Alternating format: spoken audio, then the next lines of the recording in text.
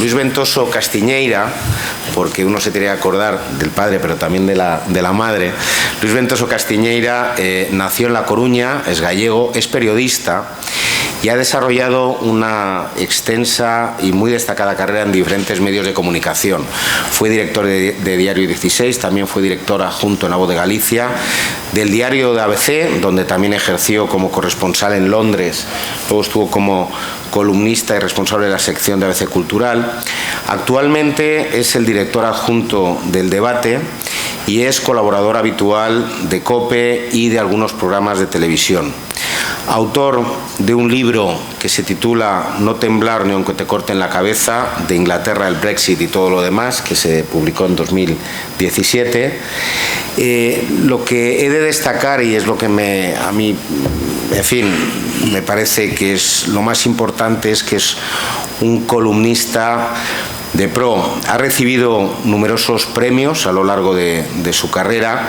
Destacan el Julio Camba, el Jaime de Foxá, el Herrera Oria, el Premio Bravo, y este mismo año la Asociación de Periodistas Gallegos o de Galicia le ha concedido el Premio José Luis Albite al columnismo de opinión, donde se reconoce la labor de aquellos periodistas que destacan por su excelencia en este arte, destacando en el caso de Luis Ventoso, y cito textualmente, la profundidad de sus análisis de la actualidad desde una postura crítica e independiente, su claridad expositiva y su firme compromiso con la libertad de prensa.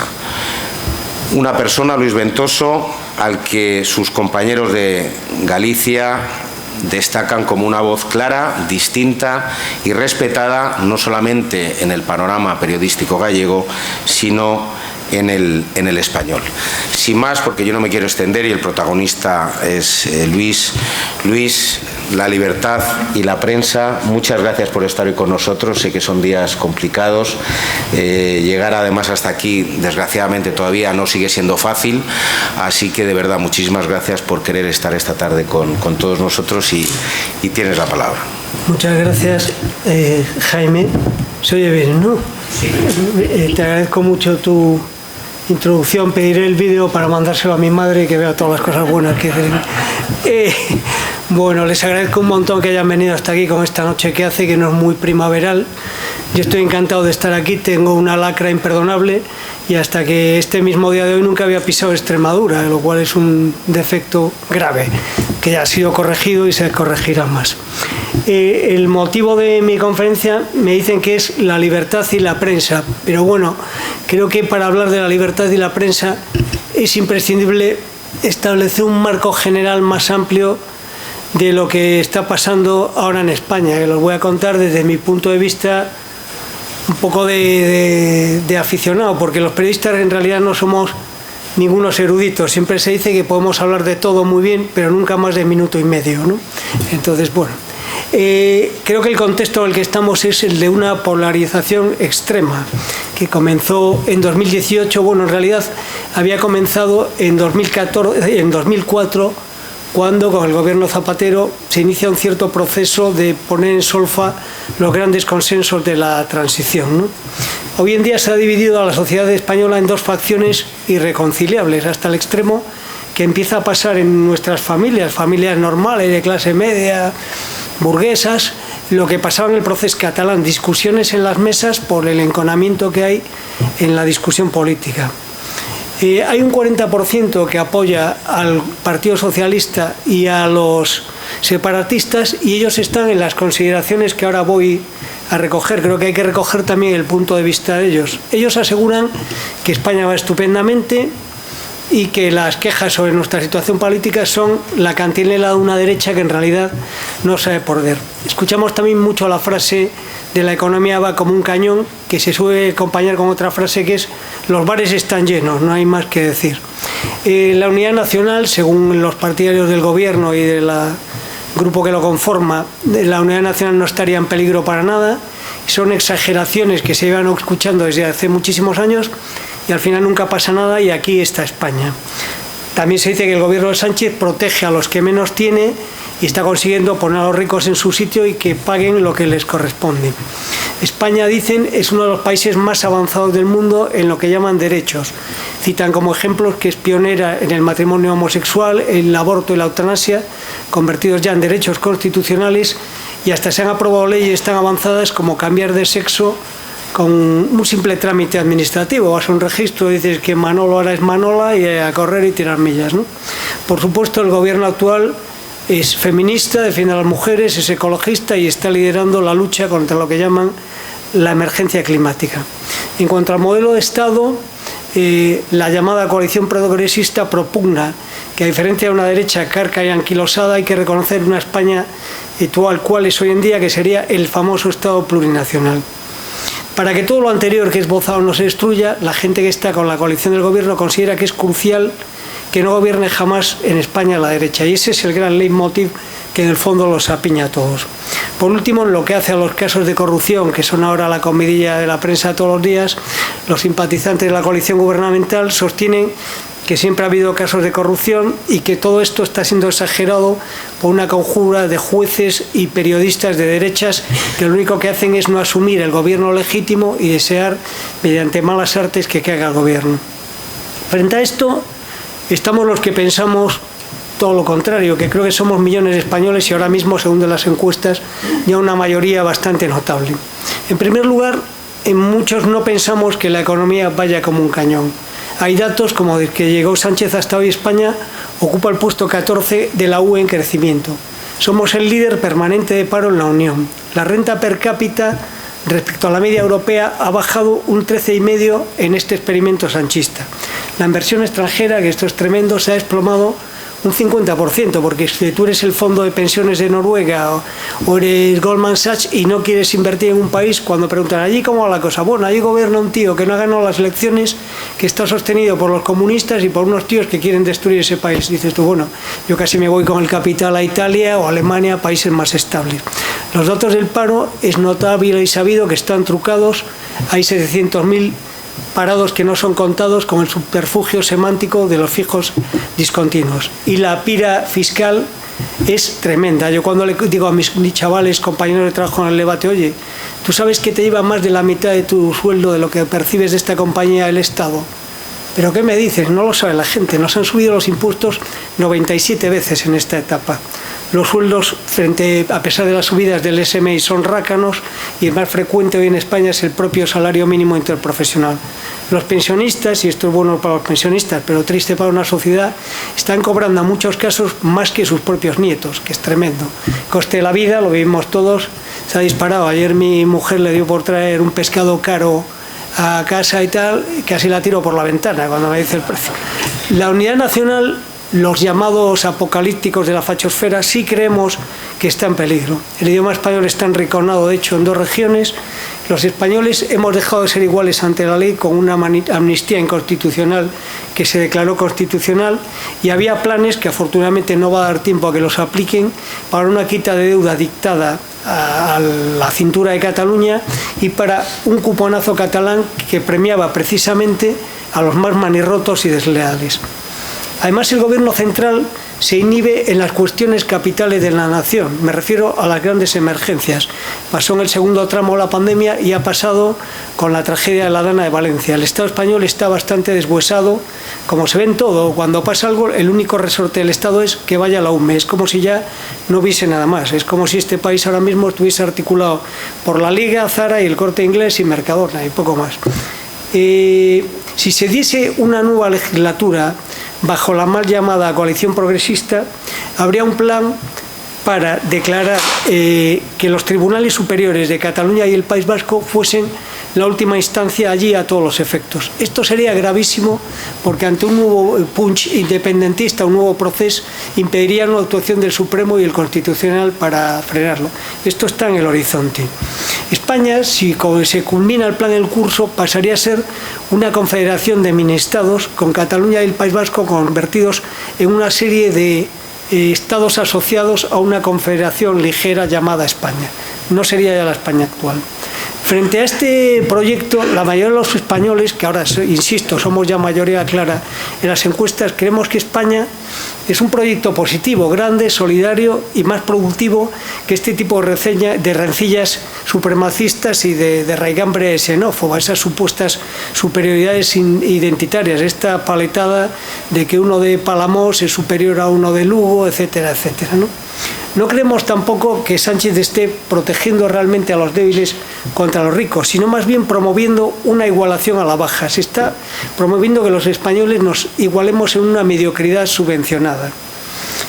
Los autónomos jamás habían soportado una losa fiscal y de papeleo como la que tienen ahora. No es solo ya que te abrasen con las cotizaciones, que te ponen unas burocracias que te vuelves loco. El subsidio electoralista es creciente y eso está lastrando la iniciativa personal. Yo conozco un montón de gente, soy coruñés en La Coruña, que ya están en la vida a la paguita. La generación anterior, la de mis padres y abuelos, eso trabajaron una burrada. Si un chaval de 40, 30 y muchos ha tenido la suerte de heredar un piso de unos de sus abuelos, si consigue un pequeño puesto pequeñito de funcionario meleurista, la paga, tengo tal, ya no aspira más en la vida y eso es una sociedad deprimida. Estamos también entrando en lo que llamamos, me refería antes, que es para mí muy importante y más en una jornada de la ACDP, los nuevos derechos que en realidad son una ingeniería social anticristiana, que nos deshumaniza y que no es nada compasiva e incluso es contraria al puro sentido común. Muchos creemos que existe Dios, que existe la verdad, el bien y la belleza. Esto ahora no se lleva, pero es que creemos que está ahí. Incluso algunos somos tan anticuados que creemos que existe el puro hecho biológico del hombre y la mujer. Esto es un hombre, esto es una mujer. Creemos también que existe la dignidad irrenunciable de las personas en todas las facetas de la vida. Por supuesto que existe el derecho a la vida, que es la primera prueba algodón de toda la sociedad sana, y sobre todo el derecho a la vida de los más indefensos, que son los nascituros y los ancianos desvalidos. A todos nos está empezando a pasar, o nos va a pasar, que un día nuestro padre, nuestra madre, empiezan a perder un poco la cabeza, se olvidan de las cosas y al cabo de unos días inician un proceso de demencia. En sociedades como la belga, la holandesa o la canadiense se les está enseñando directamente la inyección de la eutanasia. Aquí afortunadamente aún tenemos una sociedad raigambre cristiana y compasiva y nadie quiere que maten a sus padres, es un caso extrañísimo. En esas sociedades donde ya lleva un tiempo la eutanasia, esto ya pasando, los viejos, digámoslo así, se ven arrinconados por esta situación. Nosotros creemos que existe un sentido común y una lógica evidente en las cosas que no puede ser subvertida calzándole encima una plantilla ideológica de raigambre orwelliana. En lo que hace al modelo político hay una gran discusión sobre si está en peligro la democracia en España o no. Me ha pasado a mí trabajando en el debate que a veces me ha tocado hablar con gente extranjera, estadounidenses, británicos, y cuando una comida de amigos un poco informales dices, no, es que aquí se está encargando la democracia, el inglés o el americano en el primer momento se carcajean o te miran así con una ironía socarrona, pero luego entramos en los detalles. En primer lugar, existen lo que llaman cordones sanitarios. Eso refleja una concepción autoritaria o incluso totalitaria de la política. Es imprescindible respetar el derecho a existir del adversario político, que no es un enemigo, es un adversario. Es imprescindible también respetar la autonomía de los jueces y dejarles hacer su trabajo sin injerencias del Ejecutivo. Aquí vivimos en un país donde los ministros están insultando directamente a los jueces y donde el presidente del Gobierno se querelló a través de la Abogacía del Estado contra el abogado que investigaba las supuestas corruptelas de su mujer.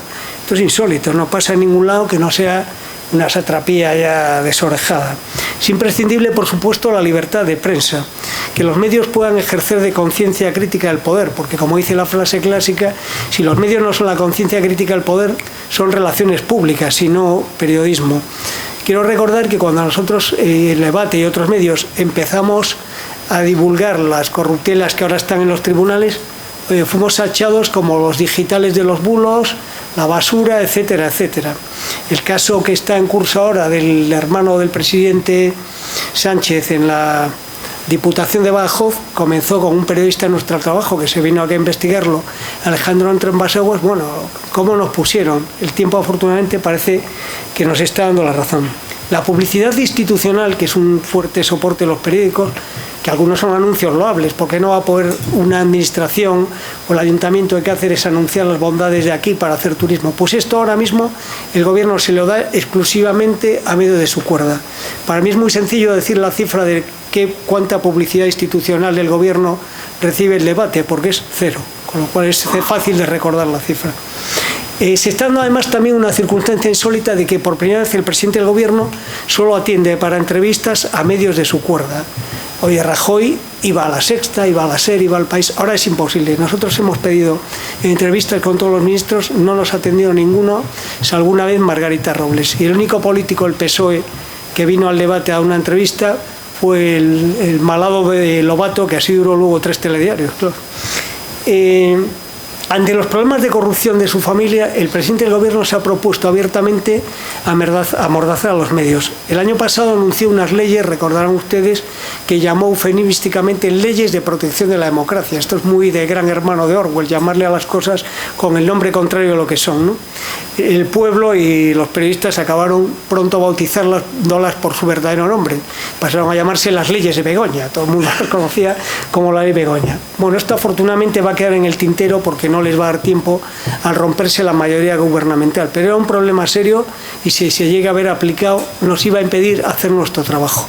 Porque exigía, por ejemplo, que si un acusado de alguna cosa por un periódico ponía una rectificación, el periódico tenía que ponerlo en portada todo el día exactamente al mismo tiempo, al mismo tamaño. Es decir, por ejemplo, Ábalos, que a nosotros nos mandó un montón de rectificaciones, pues no habríamos podido hacer nuestro trabajo porque cada vez que nos referíamos a sus corruptelas habríamos tenido que poner su versión a todo meter todo el día al mismo tamaño que lo nuestro, impidiéndonos expresar nuestro punto de vista. Esto está en marcha, a punto de ser aprobado.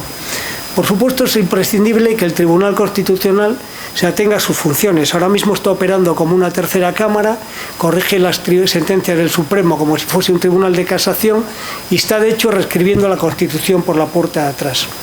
También es imprescindible que el Gobierno respete la independencia de las empresas privadas. Una de las primeras cosas que hizo Hugo Chávez cuando volvió después de que lo aportaron con una pequeña sana del gobierno fue apropiarse de varias empresas públicas a la brava. Aquí esto ha sucedido. El gobierno ha cogido 2.300 millones del erario público, dinero de todos nosotros, para comprar Telefónica, la primera empresa de telecomunicaciones del país, y ponerla al servicio del gobierno. Esto es absolutamente insólito en un entorno de libre mercado occidental. Entonces, en efecto, lo que le diríamos a aquellos periodistas americanos e ingleses que nos preguntan que sí, que la democracia está siendo erosionada en España, creemos que sí.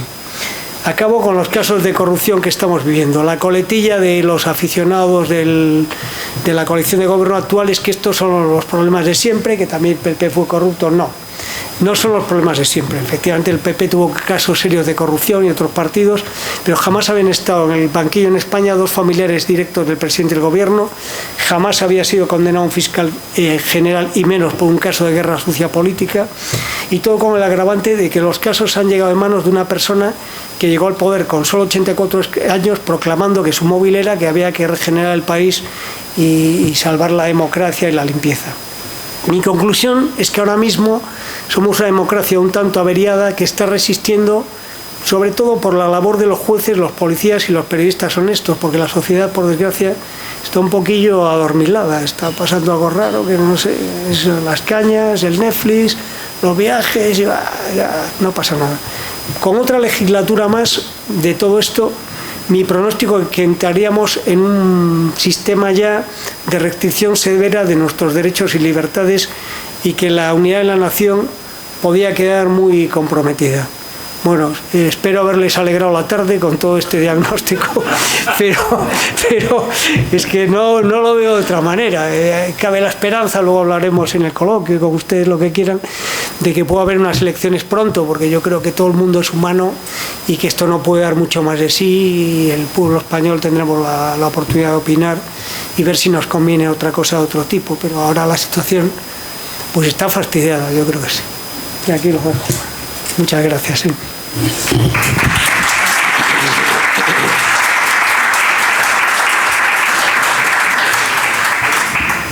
Bueno, pues muchas gracias, Luis. Después de, en fin, esta visión que nos has dado de la realidad, yo lo que me imagino es que sigue quedando espacio para la esperanza, o debería quedar espacio para la esperanza. Yo lo que vamos a hacer es, porque luego va a haber una mesa redonda donde también va a participar él y con otros dos compañeros que se dedican al mundo de los medios de comunicación.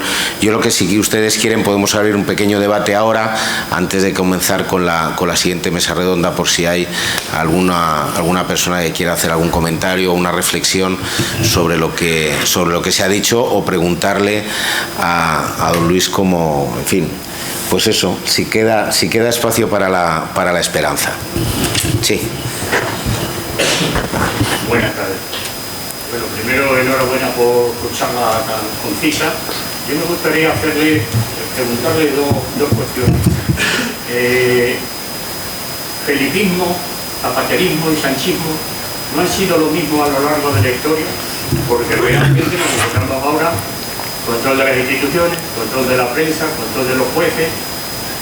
Felipe era lo mismo, independientemente que haya cambiado su actitud en estos momentos, no sé si real o ficticia. Eso me gustaría que usted nos lo aclarara. Y en segundo lugar, le leí el otro día un artículo, no sé si fue ayer, antes de ayer, en el que Bosch dice que el PP es socialismo, y que no es socialismo, es sanchismo. Sánchez dice que el PP es Bosch. A mí me gustaría que usted nos definiera dónde está el PP. Bueno, yo no soy del PP, soy un esforzado gacetillero, pero le voy a intentar contestar como buenamente pueda. En lo que hace a lo que señala el PSOE, es un debate muy interesante. Hay unas apelaciones constantes del actual líder de la oposición a un PSOE bueno. Entonces hay un debate ahí. ¿Existe ese PSOE bueno? Hombre, yo creo que el PSOE tiene que existir porque todas las sociedades civilizadas tienen que tener un partido de derecha, un partido de izquierdas y un partido de centro y tal. Ahora, ¿existió el PSOE bueno?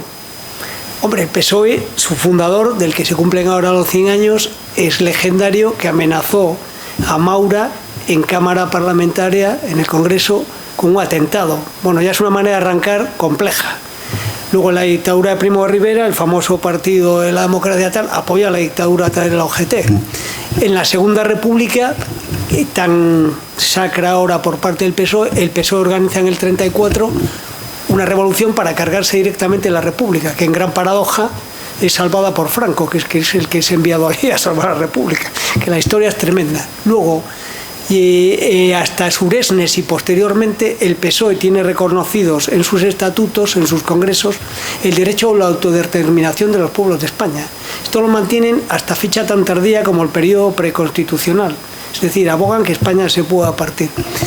El felipismo aporta una novedad, y es que cuando llegan Felipe González y Guerra al gobierno, hay un conocido y comentado artículo de un corresponsal del New York Times que viene aquí a explicar la situación y dice, y los presenta como dos jóvenes nacionalistas españoles. Yo creo que la diferencia del felipismo y el guerrismo con lo que tenemos ahora es que ellos guardaban un rescoldo de patriotismo y de respeto a la idea de España, y eso ha desaparecido. Sí estoy de acuerdo en que la fase final del felipismo es otra catástrofe, y no ya solo por la corrupción a la gogó, que se robó hasta del papel del BOE. Es que la situación del paro era tremenda, está en el 22%, fue un fracaso económico en su última etapa. Luego es andar cuando liberaliza la economía, que el país vuelve a andar. Entonces, efectivamente, a mí me cuesta encontrar ese PSOE bueno que busca Feijóo, y creo que no va a volver por una razón. Las bases de los partidos están muy radicalizadas y ahora sus líderes son elegidos por primarias. Entonces, cuando se vaya Sánchez y haya unas primarias, yo no lo sé qué opinan ustedes, pero yo no veo a las actuales bases del PSOE eligiendo a un perfil tipo Paje. No, yo creo que se inclinarán por otro radical tipo Sánchez. Luego lo del PP, Vox y tal, bueno, ahí hay autores para todos los gustos. Yo creo que el mantra de que el PP y el PSOE son lo mismo no es cierto. El PP y el PSOE no son lo mismo. Ahora, si me pregunta a mí mi gusto personal, si al PSOE ahora mismo, al PP, perdón, le falta un poco de gasolina ideológica, yo creo que sí. A mí, como analista, me decepcionó en el Congreso del PP cuando su actual líder proclamó que ya no existen la derecha y la izquierda. Yo creo que no se espera. Yo creo que muchos votantes del PP esperan que plantee no solo... Ya todos sabemos que Sánchez es malo y que el PP puede gestionar un poco mejor que Marisu Montero, pero yo creo que muchos votantes de derechas o de centro-derecha esperan también que se les plantee una visión de la vida un poco alternativa a la que representa el experimento sanchista, incluso en los importantísimos temas morales a los que me refería. Oiga, yo creo que hay que decirle a la sociedad española que existe el bien, la belleza, Dios, la bondad, existe el hombre y la mujer, y que la carrera del aborto y la eutanasia y todo esto es un disparate. Mire, yo estoy convencido, es que no lo veo como una cuestión religiosa, yo creo que dentro de 10, 15, 20 años, que me dará tiempo a ver en vida un momento en que las personas del futuro dirán, pero ¿qué pasaba en aquellas sociedades occidentales que estaban tan locos que cogían a un bebé de 3, 4 meses y se lo cargaban en el seno a la madre? Es que esto es una aberración. Entonces yo creo que el PP ahí tenía que haberse situado de una manera más firme, ¿no? Y también en lo que hace a, bueno, eso sí lo están diciendo ya, retirar las leyes de memoria, que son una aberración, van incluso contra la libertad de cátedra, plantear una economía más abierta, menos intervencionista. Bueno, ahí creo que podían tener un poco más tal. Y luego está la parte de Vox. Vox está haciendo, aquí hay para todo el mundo, está haciendo su cálculo, ¿no? Vox, ¿qué quiere? Quiere ser el PP en lugar del PP. Entonces yo creo que está un poco también en el cuanto peor mejor, que está en una situación que, oye, si se va Sánchez es estupendo porque Sánchez es un desastre. Ahora, si no se va, a mí tampoco me viene mal, porque se produciría ya en España perdónenme la expresión coloquial, el hiperencabronamiento de tal calibre que ahí podríamos nosotros ir a flote ya a lo grande y competir de verdad por ser la primera fuerza.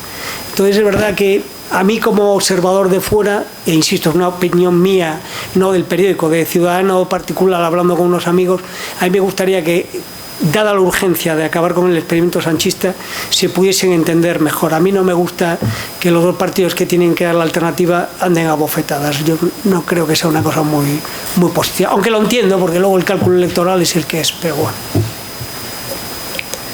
Sí. El criterio de quien me ha precedido y doy la enhorabuena.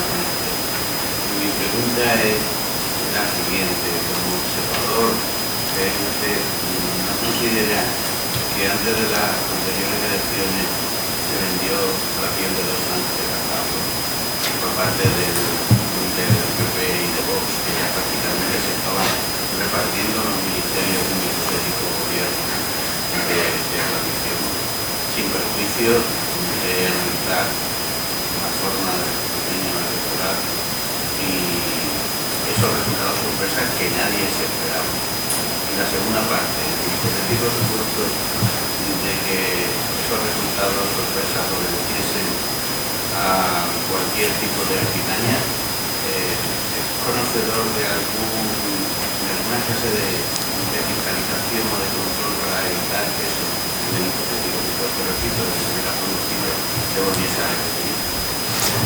Mire, yo creo que los periodistas no debemos entrar en las fabulaciones sin pruebas y en los juicios de intenciones. Ahora, yo sí le puedo decir los hechos comprobados que yo conozco. Las grandes compañías demoscópicas españolas, las que no hablo del CIS, hablo de las de verdad, las que no fallan, bajo cuerda sotoboche hablando con nosotros, nos siguen diciendo que la oscilación que hubo aquel día es técnicamente inexplicable para ellos, que no lo entienden, que no les sale, que aquello fue inexplicable, que no puede haber el margen de error que hubo. Eso lo siguen diciendo. Puedo decir también que me acuerdo que es buen amigo nuestro, incluso de Vieto Rubido mío, por coruñés, el viejo alcalde de La Coruña, Francisco Vázquez, se pasó toda la semana anterior y la anterior llamándonos y diciéndonos, decid ahí que controlen el voto por correo. Puedo decir también que el voto por correo estuvo, el control que tenía era que estaban unas naves con las sacas solas, con guarda jurado que estaba a ratos. Eso es lo que puedo decir. A partir de ahí, es verdad que la oscilación de Madrid, por ejemplo, es tremenda. Ahora, si te pones en sus contrarios, puedes decir, también es verdad que había habido el éxodo veraniego, que mucha gente de derechas dio la partida por ganada, pero yo sí creo que fueron unas elecciones muy extrañas, sí.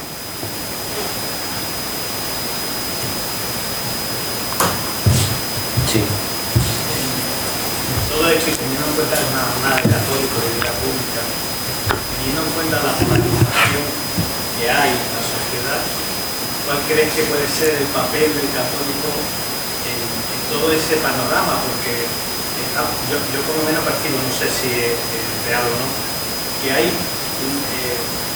demasiados católicos y la sociedad está demasiado en la línea de voz, quizás por ese encabronamiento que hacías tu referencia. Y luego también, ¿qué piensas del aumento, por lo menos que se percibe, de jóvenes vinculados a esa línea de voz, sobre todo en el aspecto católico? Porque lo vemos en las parroquias, en el mundillo, en ese ascenso del movimiento de jóvenes que están muy vinculados a esa derecha, y luego el papel que ha perdido también las asociaciones, el movimiento social, los sindicatos. Ese papel social se ha perdido, y no sé si tiene relación con todo eso o con la ley de derechos a los que hace referencia. ¿Qué papel crees que podemos dar ahí en ese sentido? Porque a mí me preocupa esa polarización y el papel que creo que estamos perdiendo la oportunidad de los católicos de hacer de puente en esa lucha.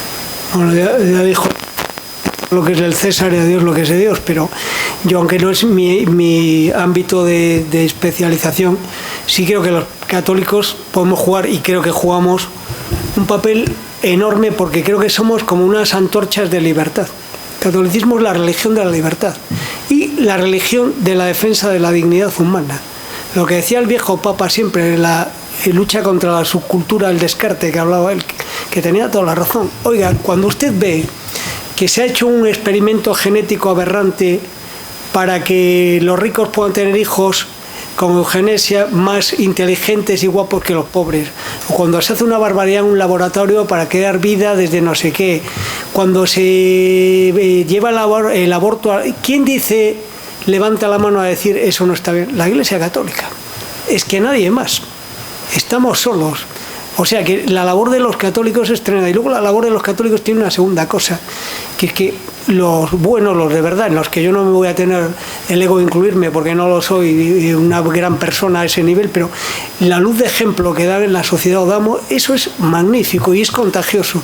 Y yo creo que en contra de lo que se dice, que ahora hay un momento magnífico, porque hay una discusión si está habiendo brotes verdes entre los chavales, y yo creo que sí, que hay cada vez más chavales que se han encontrado con la vacuidad de los estímulos constantes de Instagram, que están vacíos, que no tienen amigos de verdad y que están volviendo a Dios. Eso lo creo y estoy confiado.